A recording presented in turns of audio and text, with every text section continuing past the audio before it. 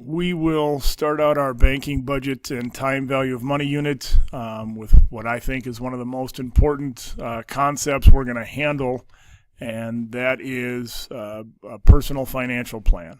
We're going to put a little bit of Mr. Clem's spin to it, though, as well. First step in Mr. Clem's personal financial plan is a zero plan budget. Budget is tracking your money coming in from a paycheck or your income compared to your bills or your expenses, money going out. This is something we would do on a monthly basis. Every month, what's our plan of attack? How much money do we think we have coming in? Where do we think we're gonna spend it? The zero plan part of this budget is every dollar we have coming in income is going to go somewhere in an expense. We're going to put it in a category. We're going to plan for that dollar to go somewhere. We don't want to just say, well, let's worry about the income and just hope we don't spend more money than we make. We need to plan out what we can spend, what we can afford to spend.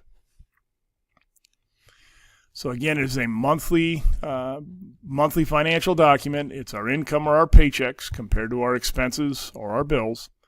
One of the big ideas, probably one of the biggest ideas, is making sure that you pay yourself first. That means either savings, whether that savings is going to deal with step 2 in a second, whether that savings is to help put a down payment on a car, whether that's savings for a vacation, whatever that is, that shouldn't be the last item we deal with. It should be the first item we deal with. Plan to see what you think is going to happen this month. Be realistic, and then make sure you look back at the end of the month. Where did it go? Okay, did you have something that popped up, and as you check second month, third month, fourth month, does it seem to pop up with a little bit more regularity? You didn't think it was a regular thing, and when the math shows up, it's, yeah, that is a regular thing, and then maybe you need to make some adjustments. You'll use some guidelines to make adjustments. At the beginning, you're going to look at that savings money, probably going to what we're going to call step 2, an emergency fund. And that may not happen in 1 month. You may need 4, 5, 6, 7 months of savings to fully fund this emergency fund. And from there, then this extra money can move on to what we're going to call step 3, attacking our bad debt.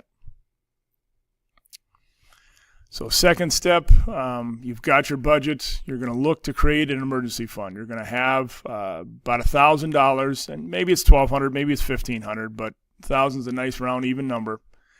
And this is for your unseen ideas. This is for the car breaking down, and it's going to cost several $100s to fix. You're in a car accident, and the deductible to kick in, or the deductible you got to pay first, is $1,000. Okay, and then the insurance will pay the rest. It's the middle of the summer and the air conditioner goes out, and it's 100 and some odd degrees outside, and life is pretty difficult without an air conditioner, so you're going to need to get that fixed. It's unforeseen things that you know are going to pop up, but you just don't know when they're going to pop up. And your option is put money aside, have it in cash so you can afford to pay those things. Deal with those unforeseen events, or you're going to have to charge it. And sometimes charging it is definitely not the best option. So again, car accident, maybe a medical emergency visit, appliance breaks down. Key part is down here at the bottom. Put it somewhere where you have to make a conscious choice to go get that money, whether that be in a safety deposit box, whether that be in a savings account, and you don't necessarily have access with a debit card to transfer it somewhere. You don't want it just sitting in your checkbook. You don't want it sitting, in your purse or your wallet, and then all of a sudden it's like, boy, I'd really kind of like that. Next thing you know, when you really need that money, it's gone because you've used it for things other than an emergency. Personally, I put mine in my safety deposit box, get an envelope, put $10, $100 bills in there, and when something goes wrong, I go to the bank, I got to go to the safety deposit box and take it out. So you have time. I got to drive from the house, get to the bank, get to the box, and say, do I really need this money? And if I do, I take it out and I use it.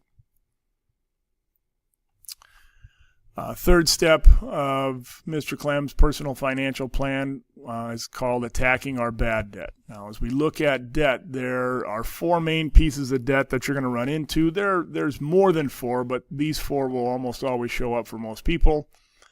First is a mortgage, second is a student loan, third is a car loan, and fourth is credit card. As we look, two of those are okay debt. I call them good debt, but they're probably better to be called okay debt. Two of them are kind of bad debt. As we look at our bad debt, we're talking about credit cards and car loans. And the reason we're calling them bad debt is credit cards, you're going to have anywhere from 15 to 25% interest rate, and that is really, really high. As we're making this screencast, it's 2018. The going interest rates for student loans are in that 4 to 8%. Interest rates for car loans are, again, in that kind of 4 to 8, 9%. Interest rates on a mortgage are 3.5 to 5.5%. So when you look at a credit card with an interest rate that is triple to quadruple, if not quintuple, what all those other debts are, that's a really high interest rate. It's easy to overspend on a credit card, and a lot of your late fees, over the limit fees, can add up in a hurry, and those things are $30 to $50 each time an instance happens. Car loans, I call car loans bad debt as well for this main reason. You go buy a brand new vehicle, Clem goes out and buys a $30,000 car. They're never going to let me borrow the full $30,000, but for argument's sake, let's say I do, and I drive that car for a year. I've probably paid off, maybe $1,000 or $2,000 in principal, so 30 minus 2,000. I probably still owe $28,000, maybe $27,000 on that car. Problem is the car is depreciated in value, meaning the value has gone down by about 30%. So while I've paid off $2,000 on the car's lost about $10,000 in value. So start of year two, I got a $20,000 car, but yet I still owe $28,000 on it in that example. If something goes wrong with that car gets in an accident and gets totaled, the insurance company, if I have market value, will give me $20,000 check to replace that car. However, I still owe the bank $28,000, so I instantly lost money for no reason. So that idea, rarely do people keep up making extra payments and paying down the principal on those debts to keep up with the depreciation of the vehicle. As we look, we got our zero plan budget. We then move on to that emergency fund. Again, paying yourself first. That savings is going to go into that emergency fund, and it could take us several months to make that happen. Okay, maybe my savings is $100 a month. If my savings is $100 a month, it may take me 10 months to make that happen, and that's January through October. By the time I get to November, then I have that extra $100 to start attacking bad debt. And I'll go pick off the weakest credit card I have and put that $100 in savings and send it there.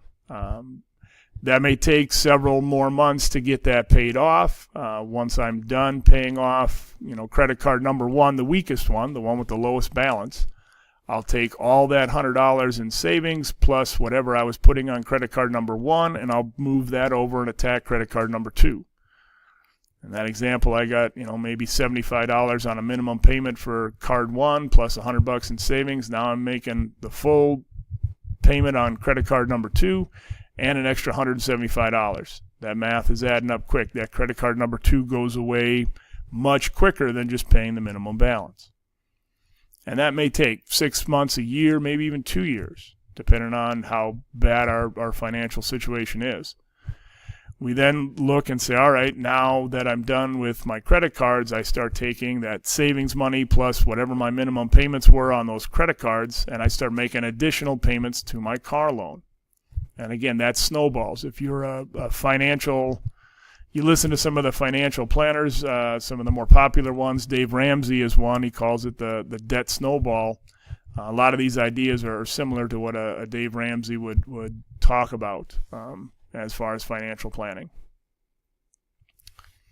Fourth step, last step. You have some options. We have three options. We can look at either investing in retirement planning. We can look at a second emergency fund, or we could look at attacking our good debt. When we're talking about investing, we're looking at pre-tax or some after-tax options, some pre-tax. We talked about in the last unit things like a 401k or a 403b. Our pre-tax options, you're going to choose to invest a certain amount of money before your paycheck is taxed. You could look at after-tax options, such as putting money in a Roth IRA or putting in individual mutual funds or stocks. Again, this money is earmarked to help you create a paycheck in retirement, as opposed to going to a job for 40, 50 hours a week. That's creating your paycheck to live now. We're talking about finding a way in retirement to create a paycheck so that you don't have to work. Another option is a second emergency fund. This is more for a catastrophic event. This is for a job loss. This is for a career change. Mr. Clem no longer wants to be a teacher, wants to go be a financial planner, but he knows that he may not make a ton of money right away as a financial planner. If he's got a second emergency fund set aside, he can maybe afford to stop his full-time job, start a new job. You could use it for, uninsured or major accidents. Maybe you have a sick child or a spouse or medical bills that pile up. But it's used to supplement your income for an extended period of time. Something that a $1,000 emergency fund is not going to cover. Last option is attacking good debt. Being debt-free is a pretty awesome feeling.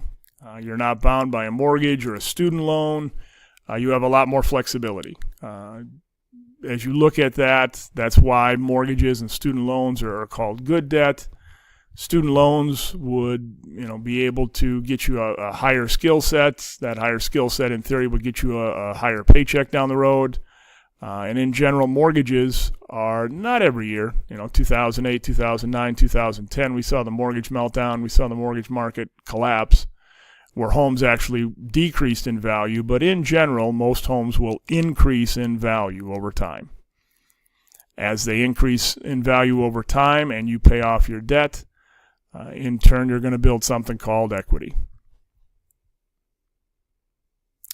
We're going to close up with that as our 4 steps to Mr. Clem's personal financial plan.